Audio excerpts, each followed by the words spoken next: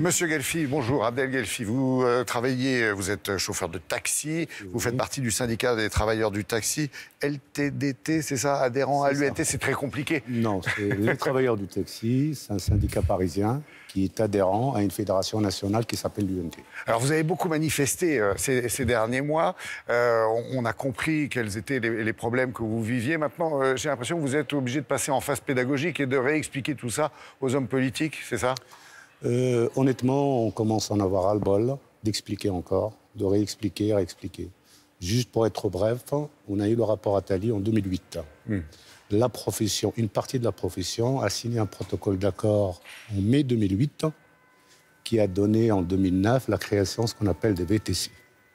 On s'est rendu compte après, avec l'arrivée d'Uber et compagnie, qu'il y a une concurrence qui était déloyale, donc la profession a manifesté en 2014. 2014, on a eu la loi Thévenoud, qui était, allez, on va dire, une loi équilibrée. Toute la profession, taxi et VTC, on l'a considérée comme une loi équilibrée. Seulement au niveau de l'application, tout ce qui était prévu pour le taxi, le lendemain, ça a été appliqué. Et ce qui était prévu pour les VTC et les plateformes, mystère. On nous dit qu'il faut attendre le Conseil constitutionnel, il faut attendre. Ça a redonné encore rebolote manifestation en 2016. 2016, ça a donné la loi Grand-Guillaume. Et là, actuellement, au mois de février, tout ce qui est prévu pour le taxi, comme obligation, comme devoir, il est appliqué. Mais le reste, on attend. Bon, alors, on arrive maintenant à l'échéance des élections présidentielles. On va se retrouver encore à réexpliquer à ces candidats. Mais ils font la sourde oreille. Alors, il faut aussi le réexpliquer quelquefois au public qui entend beaucoup parler de manifestation, qui comprend qu'il y a une colère, mais qui quelquefois oublie les arguments parce que le taxi, ce n'est quand même pas le transport en commun, c'est peut-être moins fréquent dans la vie des uns et des autres. Avec Martin, on va revenir justement sur le conflit qui vous a opposé aux autres, à ceux qui sont rentrés dans la danse plus récemment et qui, effectivement, vous font du tort et qui commencent à déchanter de leur côté. Martin, les explications. Pour comprendre la différence entre les taxis, les VTC, le nerf de la guerre, eh bien, il suffit de regarder les différents statuts.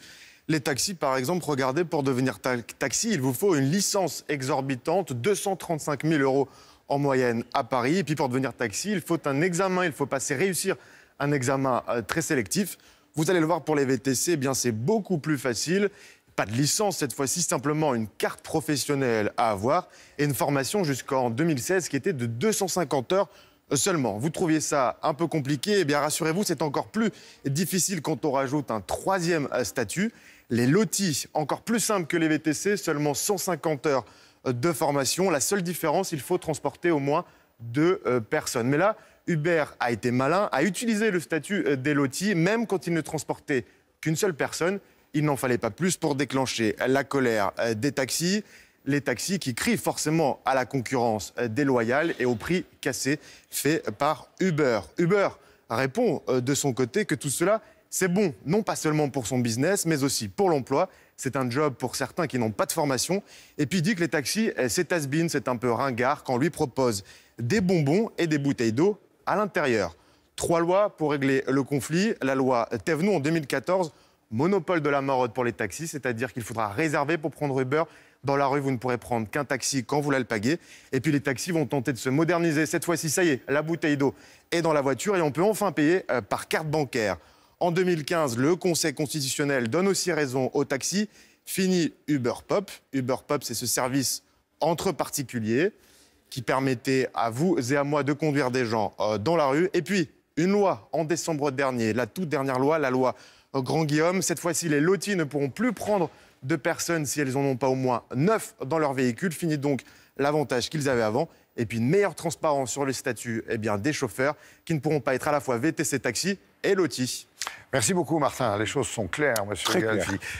Est-ce qu'il y a déjà un candidat à la présidentielle qui vous a répondu, qui a dit « on va s'occuper de vous » ? Un seul. Lequel ? Mélenchon. D'accord. Et il a compris votre situation. Tout à fait. Il a compris aussi quel était le désarroi de ceux qui déchantent, comme vous dites. Je l'espère. Bien. Il est venu nous voir au salon du taxi. Et pendant ce qu'on appelait les nuits debout contre la loi El Khomri, les taxis se sont investis, donc il y était aussi. Est-ce que vous avez l'impression que votre cote de popularité a un peu changé ? auprès du public, parce que c'est lui finalement qu'il faut convaincre. Tout à fait. Mais je peux vous dire une chose, c'est que l'arrivée d'Uber nous a donné une claque. Parce que certains taxis pensaient qu'ils étaient sur un territoire ou sur quelque chose de fixé, que rien ne va bouger. Donc on a eu une claque, donc les taxis se remettent en cause. Heureusement, ce n'était pas la majorité qui était mal vue, c'est une minorité. Mais quand une minorité fait du dégât, forcément, ça éclabousse. Donc ça en a retombé, comme on dit, en plein dans la figure, et tant mieux. Donc les taxis se remettent en cause. Seulement, ce que je dois aussi préciser, c'est qu'actuellement, tout ce qui a été présenté là à l'instant, c'est parfait. Seulement, il y a encore des pressions au niveau des décrets d'application de certains groupes qui demandent encore plus de facilité pour que les VTC puissent s'installer taxi. C'est-à-dire, il suffit d'avoir 1 an d'expérience VTC sans passer par la casse examen. On vous délivre une carte professionnelle de taxi. Une carte de conducteur, je parle, alors qu'un examen taxi durait en moyenne 6 mois. Donc maintenant, on demande une équivalence pour la simple raison. C'est ce qui était prévu dans la loi Grand-Guillaume, ce qu'on appelle la location-gérance. Là, on ne parle pas d'artisans, on parle de chauffeurs de taxi qui n'ont pas de licence, qui louent à des sociétés.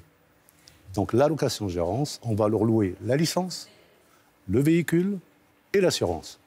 Seulement, le prix est exorbitant. Le 1/3 du parc des détenteurs de licence, je parle des loueurs, il n'y a pas de chauffeur dessus. Donc, ils font un appel d'air pour avoir ces chauffeurs VTC qui deviennent, comme ça, du jour au lendemain, des chauffeurs de taxi, pour leur vendre. Il faut conclure, M. Galfi, oui.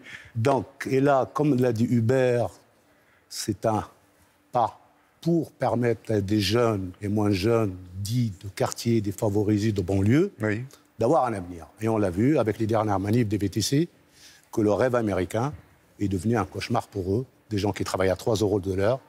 Donc ce n'est pas une solution. Et ce n'est pas une solution non plus qu'on donne ces gens-là aux gros loueurs pour qu'en plus qu'ils soient encore plus exploités qu'avant.